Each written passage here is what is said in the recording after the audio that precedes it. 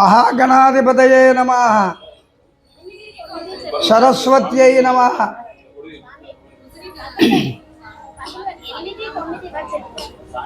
गणानां त्वा गणपतिगं नमामहे।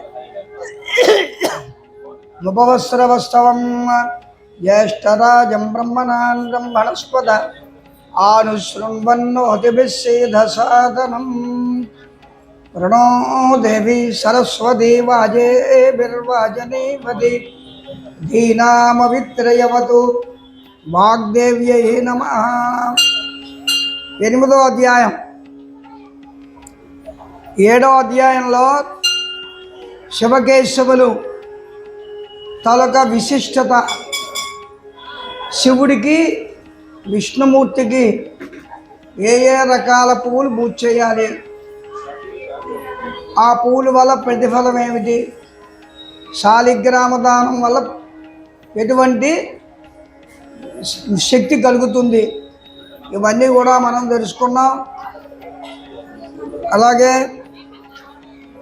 ఉసిరికి చెట్టు కింద కనీసం భోజనం చేయడం వల్ల, శాలిగ్రామ దానం చేయడం వల్ల, బ్రాహ్మడికి ఫలదానం ఇవ్వడం వల్ల ఎటువంటి ఫలితం లభ్యమవుతుందో తెలుసుకున్నాం. అలాగే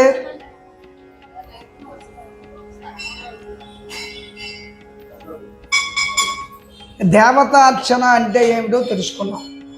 దేవుడికి దేవతార్చన ఏ విధంగా షోడశోపచారాలతోటి ఎలా చేయాలి, ధూపము దీపము నైవేద్యం ఇవన్నీ ఎలా ఇవ్వాలో తెలుసుకున్నాం. ఇప్పుడు 8వ అధ్యాయం హరినామస్మరణ సర్వఫలప్రదం అనేటువంటి విషయం తెలుసుకుందాం. జనక మహారాజు గారికి వశిష్ఠ మహర్షి ఈ విధంగా చెప్తున్నాడు. అలాగే శౌనకాది మహర్షులకి సూత మహాముని ఈ విధంగా చెప్తున్నాడు. ఓ మహానుభావులారా, తమరు చెప్పిన ధర్మములంటిని శ్రద్ధగా వింటిమి.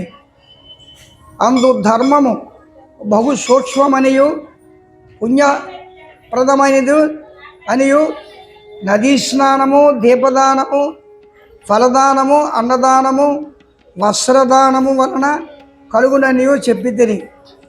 ఇట్టి స్వల్ప ధర్మముల చేతను మోక్షము లభించుచుండగా వేదోక్తముగా యజ్ఞయాగాది క్రతువులు చేసిన గాని పాపములు పోవని మీ వంటి మునిశ్రేష్ఠులు చెప్పుచుందురు కదా.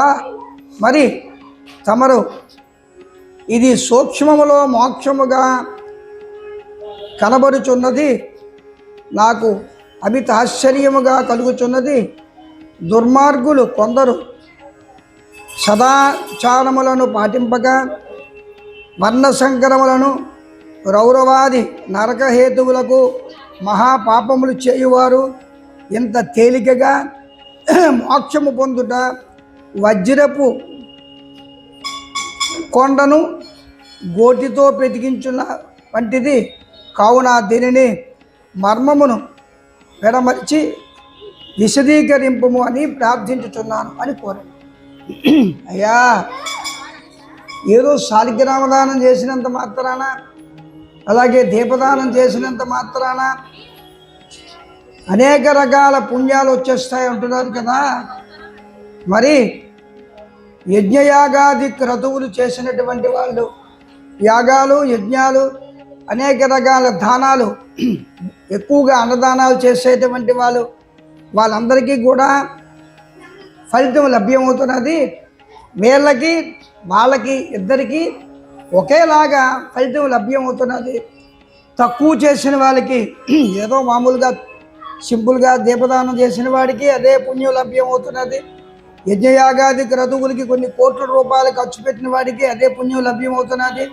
ఈ రెండిటికి తేడా ఏమిటి అని చెప్పేసి జనక మహారాజు గారు ఆ వశిష్ఠుల వారికి అడిగారట. అంతటా ఆ వశిష్ఠుల వారు చెప్తున్నారు,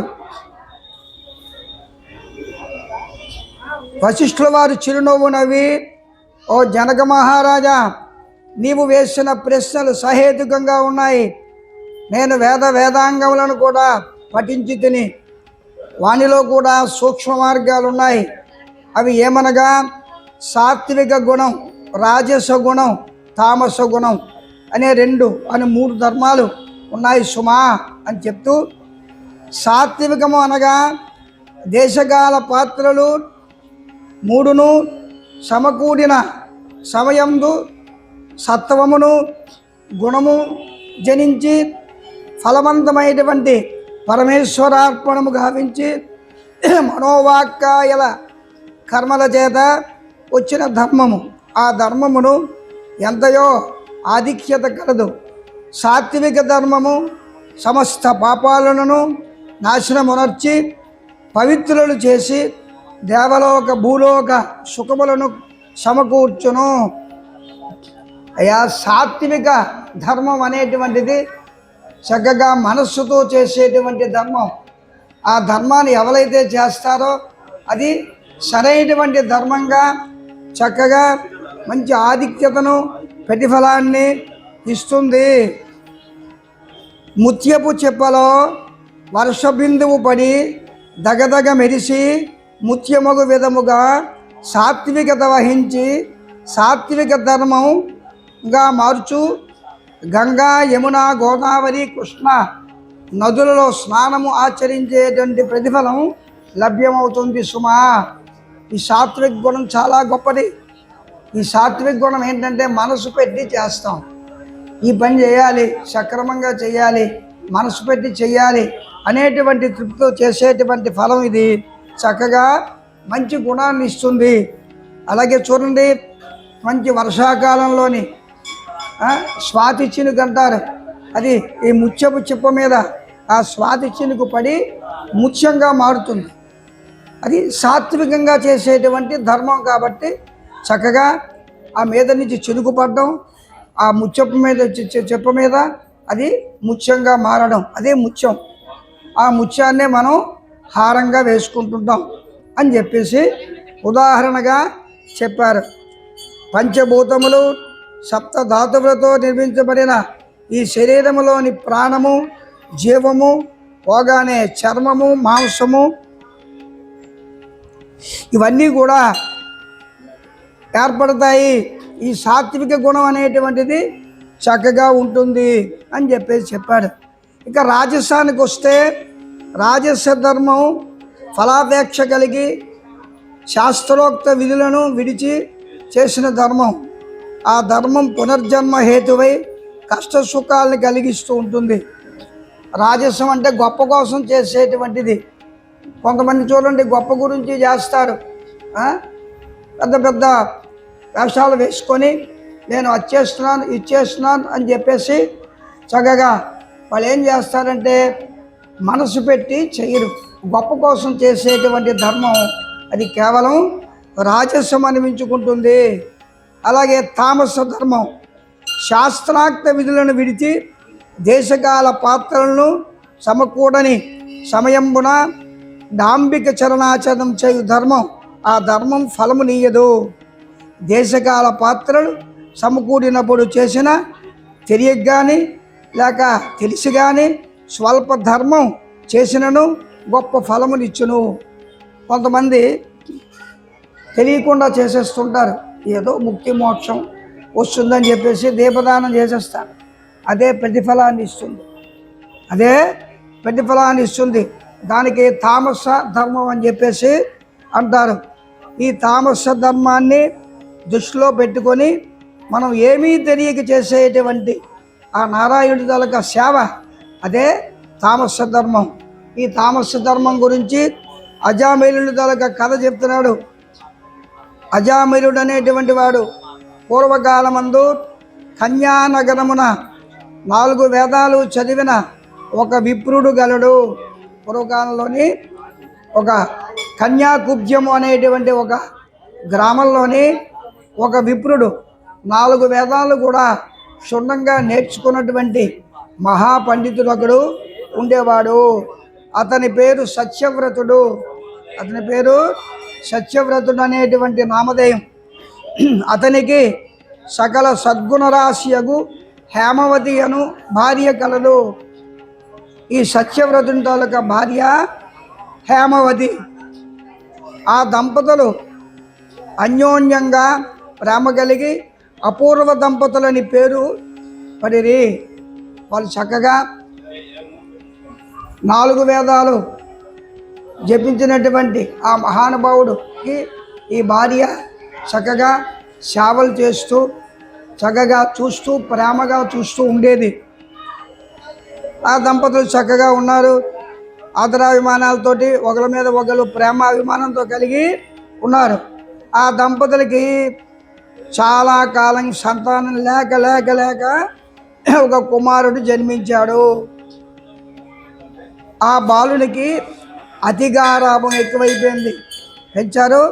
ఆ బాలుడికి అతి గారాభంగా పెంచుతున్నారు. లేక లేక పుట్టాడు కాబట్టి ఆ బాలునికి అజామీలుడు అని పేరు పెట్టారు. ఆ అజామీలుడు దినదిన ప్రవర్తమానంలో అవుతున్నాడు. చక్కగా పెరుగుతున్నాడు. సంస్కారవంతుడై అనుకున్నారు. సంస్కారవంతుడు అవుతాడేమో అనుకున్నారు. కానీ పెద్దల మాట పెడచెవిని పెట్టి నిర్లక్ష్యంగా చూచుచూ దుష్ట సావాసాలు చేయుచు విద్యను అభ్యసించక బ్రాహ్మణ ధర్మములు పాటించక సంచరించుచూ ఉండెను. ఆ అజామిలుడు అనేటువంటి వాడు ఆ తండ్రి కడుపు తులసి మొక్కలో గంజాయి మొక్క పుట్టాడు. ఏ మాట వినడం లేదు. తండ్రి చెప్పినటువంటి మాటలన్నీ కూడా పెడచెవిని పెట్టేస్తున్నాడు. ఎవరి మాట వినడం లేదు. దురుసుగా ప్రవర్తిస్తున్నాడు. అలాగా ఉన్నాడు వాడు. యవ్వనం రాగానే కామాంధుడై మంచి చెడ్డలు మరచి యజ్ఞోపవేతం కూడా తీసేసి మద్యం సేవించేటివాడు. చివరికి యవ్వనవంతుడైన తర్వాత గాయత్రి యజ్ఞోపేతాన్ని వేశాడు తండ్రి గారు. అది శుభ్రంగా తీసేసి మత్స్య మాంసాలు మద్యం సేవించడం ఇటువంటివన్నీ కూడా చేయడం ప్రారంభించాడు. ఒక ఎరుకల జాతి స్త్రీని వలచి నిరంతరము ఆమెతోనే కామక్రీడలతో తెలియచు ఇంటికి రాకుండా తల్లిదండ్రులను మరచి ఆమె వెంటనే భుజించుచు అతి గారాభముగా పెరుగుచుండెను. ఒక ఎరుకటి దాని స్త్రీ ఆమెతో శుభ్రంగాను సాంగత్యం చేసుకున్నాడు. మరి పెళ్ళి పెటాకులు ఏమీ లేవు అజామీలుడికి. శుభ్రంగా ఎరుకల జాతి స్త్రీ ఆమెతోటి శుభ్రంగాను కాలక్షేపం చేస్తూ తిరుగుతూ ఊరు వాడ శుభ్రంగాను ఇంటికి రాకుండా మత్స్యమాంసాలు తింటూ దుష్ప్రవర్తనతో ఉన్నాడు ఈ అజామీలుడు.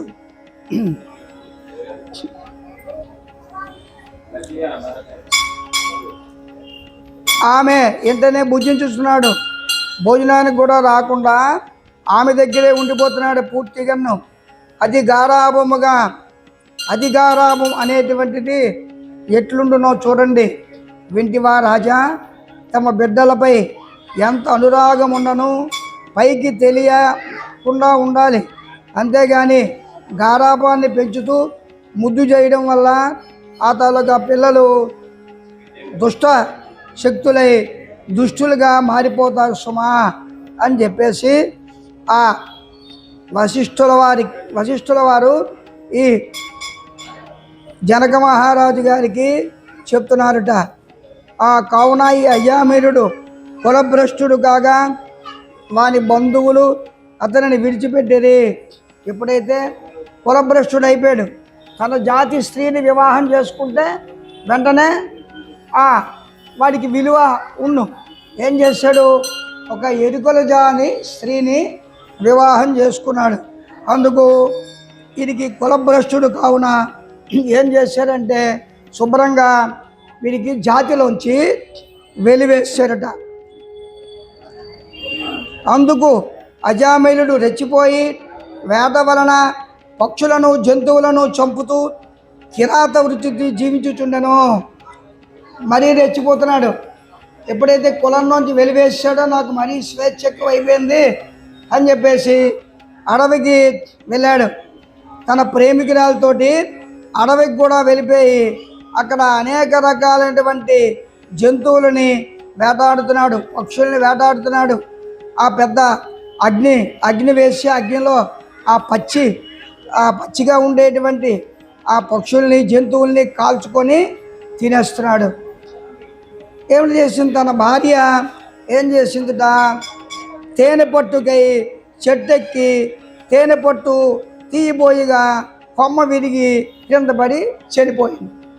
తన భార్య ఎవరు? ఈ అజామైలుని తాలూకా భార్య ఏం చేసిందిట? తేనె పట్టు మీద ఉందని చెప్పేసి చెట్టు ఎక్కింది. ఆ తేనె తీస్తుండగా కొబ్బరి మట్ట కదా, అది జారిపోయి పడిపోయి దిగుని చాలా ఎత్తులోంచి చనిపోయిందిట. కొంతసేపు ఏడ్చాడు. ఎందుకు? తన ప్రియురాలు చనిపోయిందని చెప్పేసి. తరువాత ఆ అడవి అందే ఆమెకు దహన సంస్కారాలన్నీ కూడా చేసేసాడు. అది అయిన తర్వాత అంతకు ముందే ఆమెకు ఒక కుమార్తె ఉండేది. ఈ ఎరుకుల దానికి, ఈ ప్రేమికురాలికి అంతకు ముందే ఒక కుమార్తె ఉండేది. కొంతకాలమునకు ఆ బాలికను యుక్త వయస్సు రాగానే కామాంధకారములతో కన్ను మిన్ను గానక అజామైలుడు ఆ బాలికను వివాహం చేసుకున్నాడు. చూడండి, ఈ ఎరుకుల దానికి మొదటి పిల్ల ఉంది. ఆ పిల్ల యమనంలోకి వస్తే ఎలాగా ఈ చనిపోయింది కదా, ఆ పిల్లని పెళ్లి చేసుకున్నాడు. అంటే స్వయంగా కూతురు అవుతుంది. అంత మూర్ఖుడు అనమాట. ఆ బాలికను కూడా చేపట్టి ఆమెతో కూడా కామక్రీడలలో తేలియాడుచుండెను. వారికి 2 కొడుకులు కూడా కలిగిరి. అజామైలుడికి 2 కొడుకులు కూడా పుట్టారు. ఆ 2 కూడా పురిటి సమయంలోనే, ప్రసవ సమయంలోనే చనిపోయారట. మరలా ఆమెకు గర్భం వచ్చింది. గర్భం ధరించిన తర్వాత మరో కుమారుడు పుట్టాడు. ఆ బాలుడికి నారాయణ అని పేరు పెట్టాడు అజామైలుడు. ముందు 2 కొడుకులు పుట్టారు. వాళ్ళిద్దరూ కూడా పురిటి సమయంలోనే చనిపోయారు. తర్వాత మరో కొడుకు పుట్టాడు. ఆ బాలుడికి నారాయణ అని పేరు పెట్టాట అజామైలుడు. నారాయణ నారాయణ అని పిలుచుచు ఒక్క క్షణమైనను విడువక ఎక్కడికి పడితే అక్కడికి వెంట పెట్టుకొని వెళ్ళుచు నారాయణ నారాయణ అని ప్రేమతో పిలుస్తూ ఉన్నట్ట.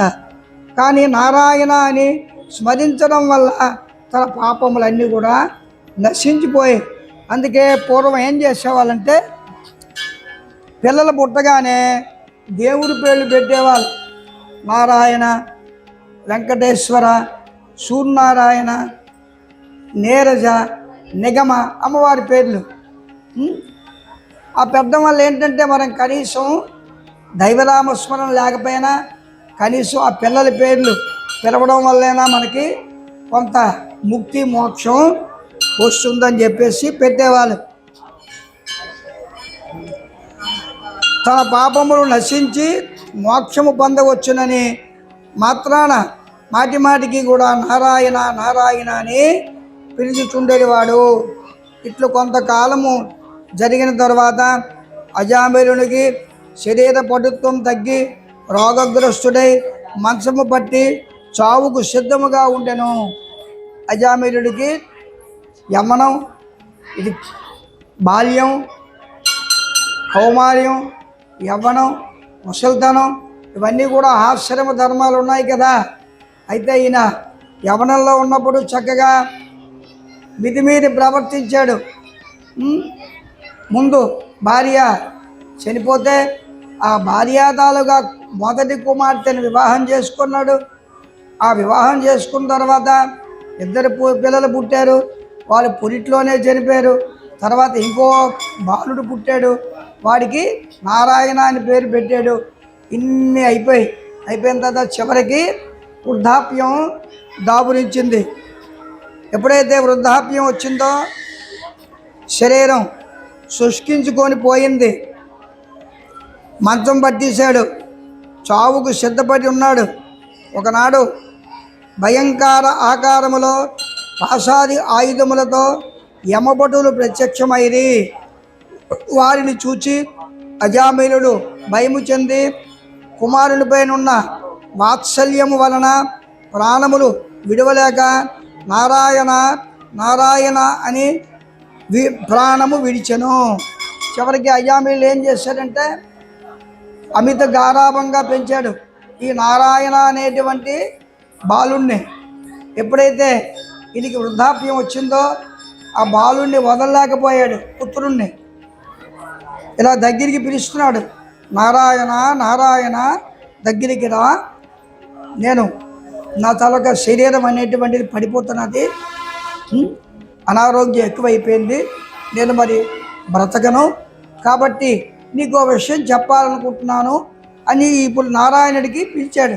నారాయణ నారాయణ నారాయణ 3 సార్లు.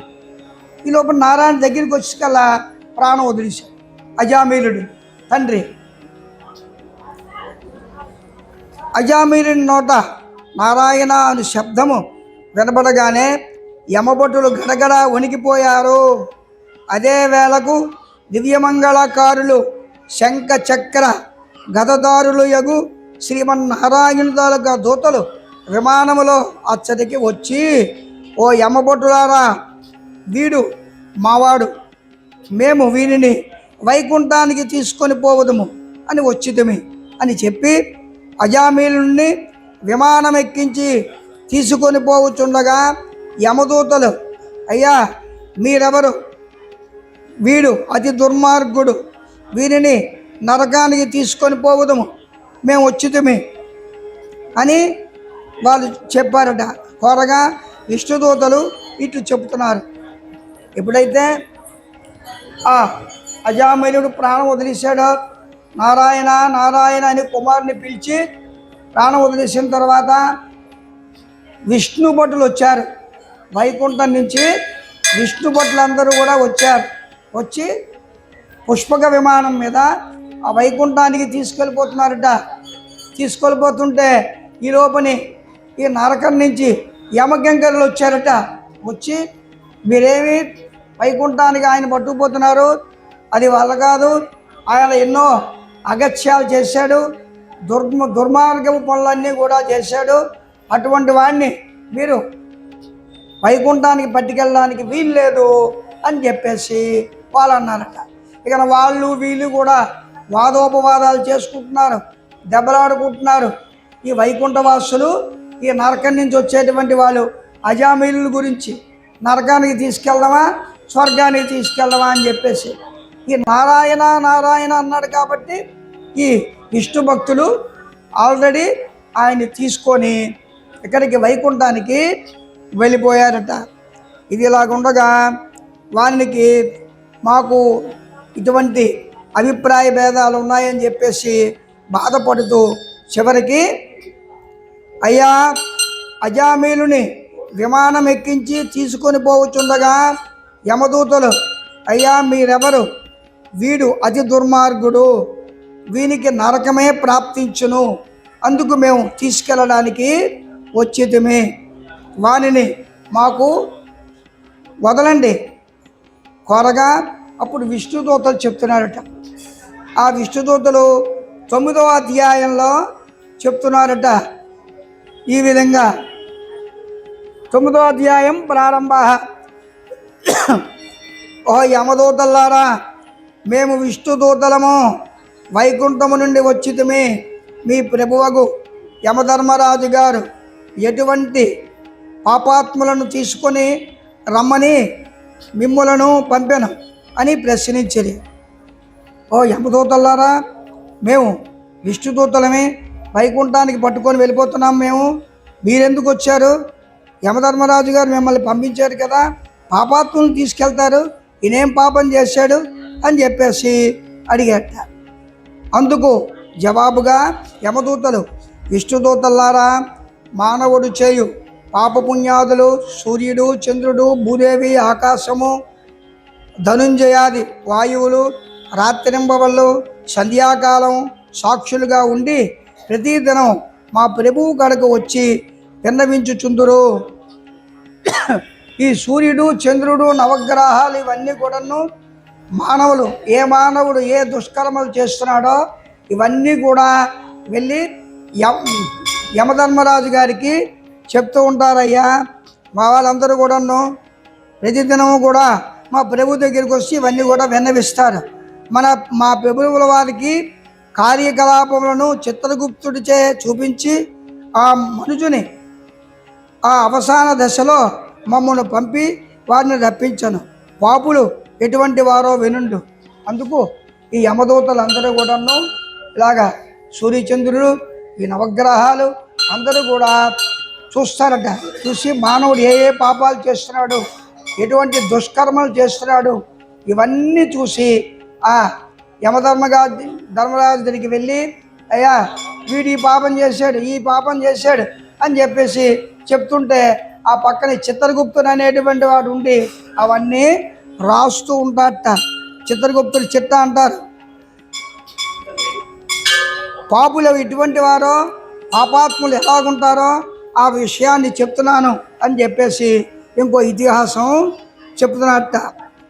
వేదోక్త సదాచారాలు విడిచి వేదశాస్త్రములను నిందించిన వాడు, గోహత్య, బ్రహ్మహత్యాది మహాపాపములు చేసేటువంటి వాడు, పరస్త్రీలను కామించినటువంటి వాడు, పరాన్న భక్తులను, పరాన్న భుక్తిని, తల్లిదండ్రులను, గురువులను, బంధువులను, కులవృత్తిని తిట్టి హింసించిన వాడును, జీవహింస చేయువాడును, దొంగ పనులు చేసేటువంటి వాడు, వడ్డీ వ్యాపారం చేసేటువంటి వాడు వాళ్ళు పీడింపబడతారు.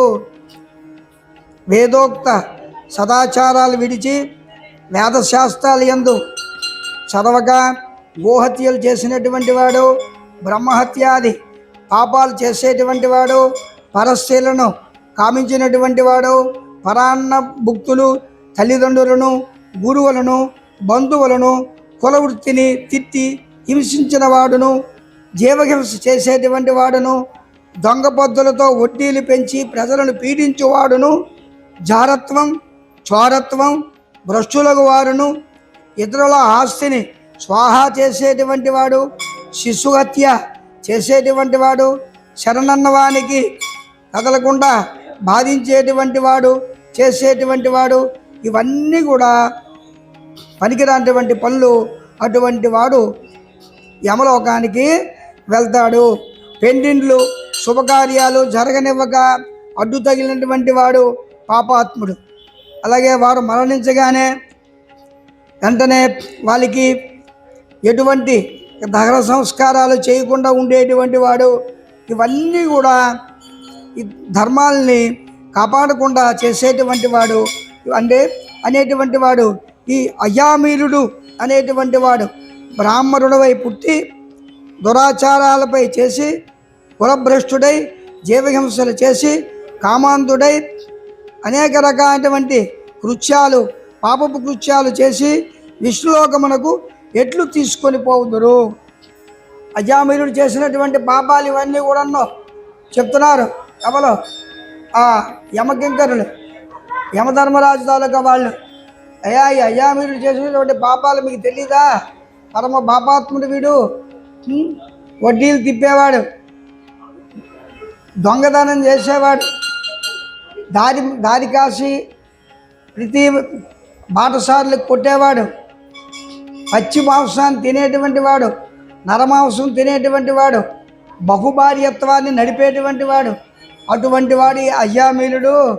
అటువంటి అజామీలుడు తీసుకొని మీరు మీ వైకుంఠానికి ఎలా వెళ్తారు అని చెప్పేసి ఈ యమధర్మరాజు తాలూకా భటులు అడుగుతున్నారట. యముడు ఆ విధంగా అడిగట. అప్పుడు ఓ యమకింకరులారా, అప్పుడు చెప్తున్నాడు వీళ్ళు విష్ణు భక్తులు చెప్తున్నారు, విష్ణు భటులు, ఓ యమకింకరులారా, మీరెంత చేసినను మీకు ధర్మ సూక్ష్మములు తెలియవు. ధర్మ సూక్ష్మములు ఏమిటో చెప్పుతున్నా వినుడు.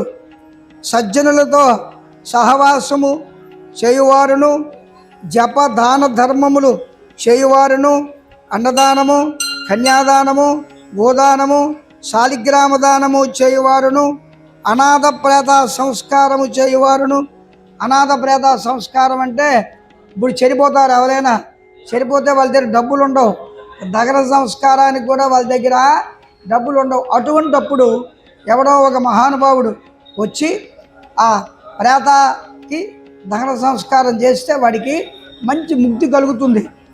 అటువంటి అనాథ ప్రేత సంస్కారం చేయువారును, తులసి వనములను పెంచువారును, తటాకాలు అంటే చెరువులు తప్పించినటువంటి వారును, శివకేశవులను పూజించినటువంటి వాళ్ళు, సదా హరినామ చేసేటువంటి వాళ్ళను, మరణకాలమందు నారాయణ నారాయణ అని హరినామస్మరణ శివ శివ అని కానీ స్మరించువారును, తెలిసి కానీ తెలియక కానీ మరే రూపంలో కానీ హరినామస్మరణ చదివి పడినటువంటి వాళ్ళు పుణ్యాత్ములు.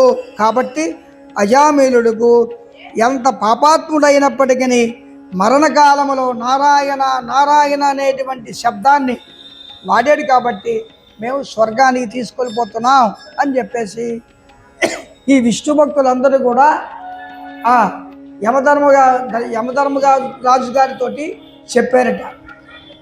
ఇప్పుడు ఎన్నట పాపం పనులు చేయనియండి.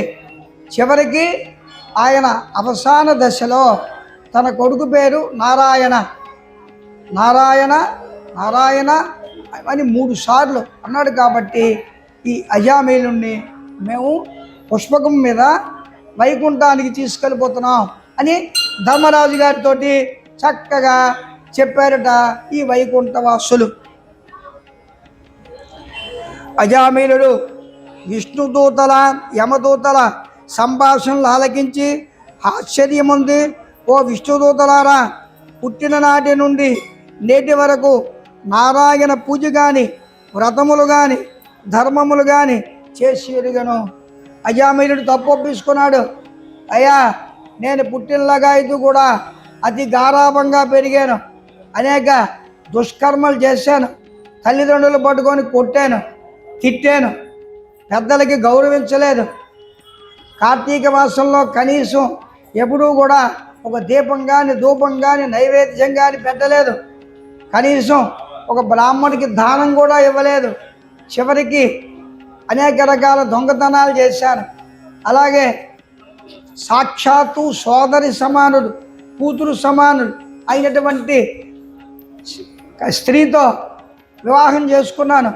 నేను చేసేటువంటి దుష్కర్మలు ఇంత అంతా కాదు,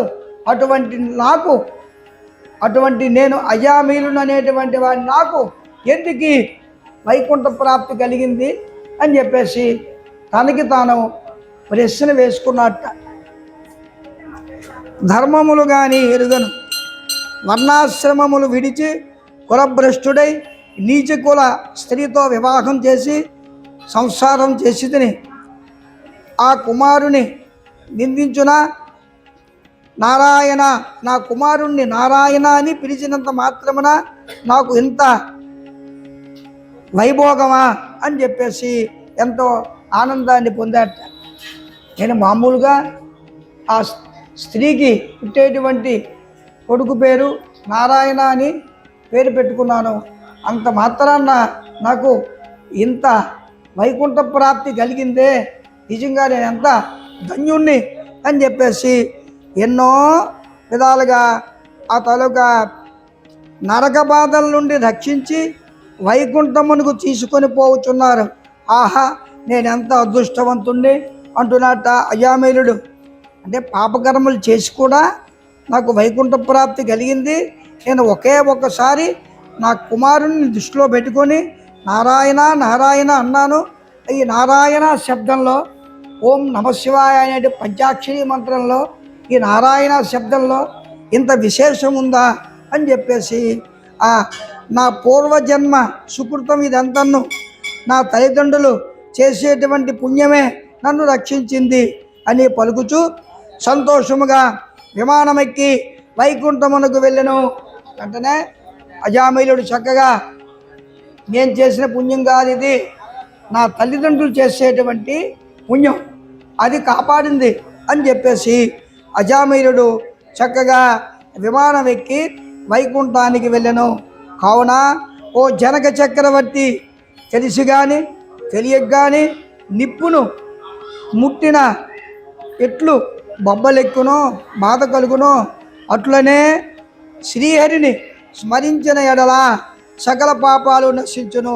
కావున ఓ జనక మహారాజా, ఎట్టి పరిస్థితుల్లో కూడా తెలిసి కానీ తెలియక కానీ హరినామ స్మరణ చేయడం వల్ల చక్కగా ముక్తి కలుగుతుంది, వైకుంఠ ప్రాప్తి అనేటువంటిది కలుగుతుంది అని చెప్పేసి జనక మహారాజు గారికి వశిష్ఠుల వారు చెప్పారట.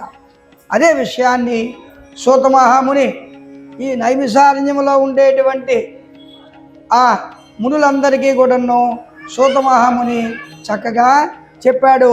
అజామిలుడి తాలూకా చరిత్ర, అజామిలుడి తాలూకా మొత్తం కార్తీక మాసంలో కార్తీక పురాణాల్లోని ప్రతి అధ్యాయంలో కూడా అజామిలుడి తాలూకా చరిత్రే ఎక్కువగా ఉంటుంది. మనం ఫ్యూచర్లో అది కూడా చెప్పుకుంటాం. ఈ అజామిలుడు అనేటువంటి వాడు చక్కనటువంటి బ్రాహ్మడు, అనేక రకాలైనటువంటి పుణ్యకార్యాలు చేసినటువంటి వాడే.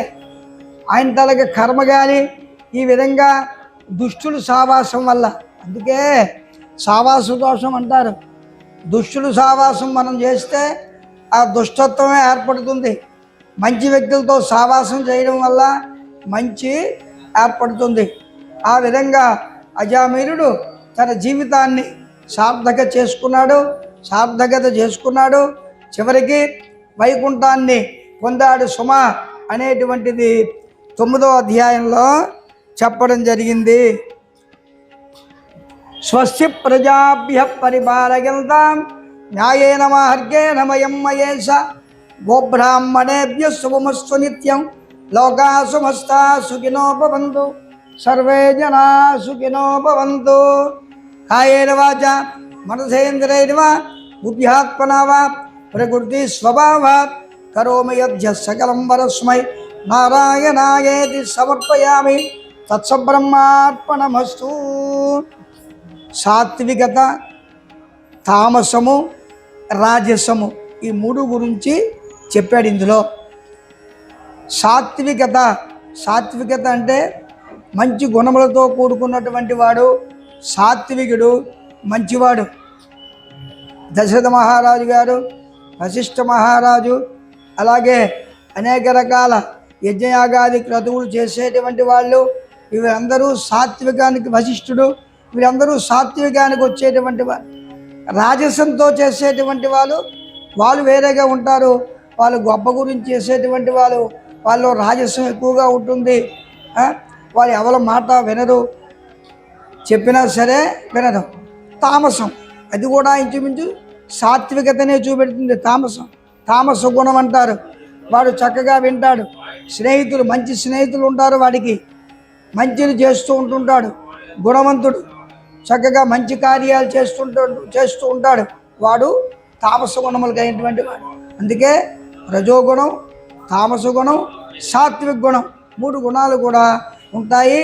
మానవుడికి సాత్వికత ఉంటేనే వాడు జీవితంలో రాణిస్తాడు అనేటువంటి విషయాన్ని వశిష్ఠుల వారు చక్కగా జనక మహారాజు గారికి చెప్పడం జరిగింది. హరి ఓం తత్సత్.